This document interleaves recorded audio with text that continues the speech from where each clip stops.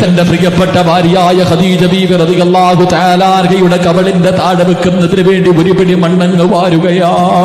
ഒരു പിടി മണ്ണങ്ങ് വാരിയിട്ട് മിൻഹാ ഖലഖനാകും വഫീഹാ നുഈദുകും വമിൻഹാ നുഖ്രിജുകും താറത്തൻ ഉഖ്റാ.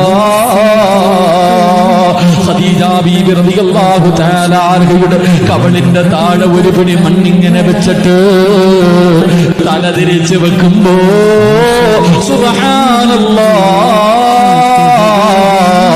കബളില് മണ്ണ് തൊടുന്നില്ല, കബളില് മണ്ണ് തൊടുന്നില്ല.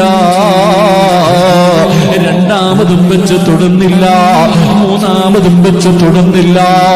3 പ്രാവശ്യം കബളില് മണ്ണ് തൊടാതെ വന്നപ്പോ എന്താണ് സംഭവമെന്നറിയാതെ അല്ലാഹുവിന്റെ റസൂൽ അത്ഭുതത്തോടെ കബറിന്റെ അകത്ത് നിൽക്കുമ്പോ അതാ വരുന്ന മുഖറബുൽ അംലാക്ക് മലക്ക് ജിബ്രീൽ അലൈഹിസ്സലാം ഇറങ്ങി വരികയാണ്. അല്ലാഹുവിന്റെ റസൂലിന്റെ ചാരത്തേക്ക് ജിബ്രീൽ കടന്നു വന്നിട്ട് പറയുന്നു, നബിയേ, യാ റസൂലല്ലാഹ്, അല്ലാഹുവിന്റെ നബിയേ, മണ്ണ് വെക്കണ്ട നബിയേ, മണ്ണ് തൊടൂല നബിയേ, ഖദീജാനെ മണ്ണ് തൊടൂല നബിയേ. കാരണം ഖദീജ ഏറ്റവും വലിയ പണക്കാരിയായിരുന്നു.